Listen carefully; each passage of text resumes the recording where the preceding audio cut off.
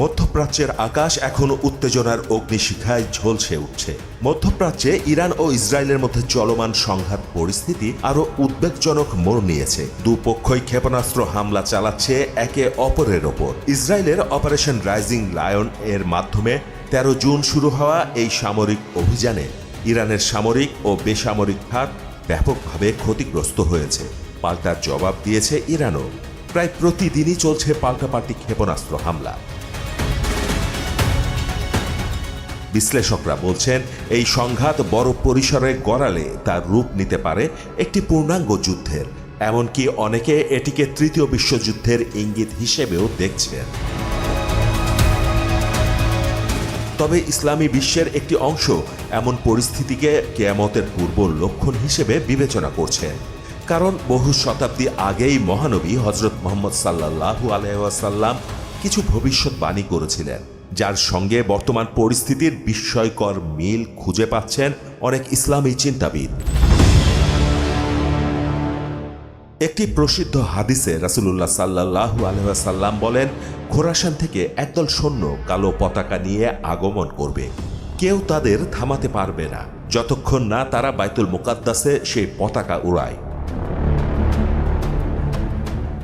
এই হাদিসটি নিয়ে দীর্ঘকাল ধরে আলোচনা চলছে ইসলামী জগতে। ইতিহাসবিদদের মতে খোরাসান বলতে বোঝানো হয়েছে একটি বিস্তৃত অঞ্চলকে, যার মধ্যে বর্তমান ইরান, আফগানিস্তান ও তুর্কমেনিস্তানের অংশ রয়েছে। এর অধিকাংশ এলাকায় আজকের ইরানের ভেতরই পড়েছে। হাদিসটির ব্যাখ্যা অনুযায়ী এই কালো পতাকাধারী বাহিনী আল আকসা মসজিদ তথা বাইতুল মুকাদ্দাসে পতাকা উত্তোলন করবে, অর্থাৎ তার আগ পর্যন্ত পবিত্র মসজিদটির নিয়ন্ত্রণ মুসলিমদের হাতে থাকবে না। উল্লেখ্য, 1980 সালে ইসরায়েল একটি আইন পাশ করে জেরুজালেমকে তাদের রাজধানী ঘোষণা করে। যদিও আন্তর্জাতিক সম্প্রদায় এবং জাতিসংঘ নিরাপত্তা পরিষদ এই দাবি প্রত্যাখ্যান করেছে। বাস্তবে এখনও জেরুজালেম এবং আল আকসা মসজিদের নিয়ন্ত্রণ রয়েছে ইসরায়েলের দখলে। অপর একটি হাদিসে রাসূলুল্লাহ সাল্লাল্লাহু আলাইহি ওয়াসাল্লাম বলেন, যখন তোমরা খোরাসান থেকে কালো পতাকা দেখতে পাবে তখন তাদের কাছে চলে যেও, কারণ তাদের মধ্যেই আছেন আল্লাহর খলিফা ইমাম মাহদী।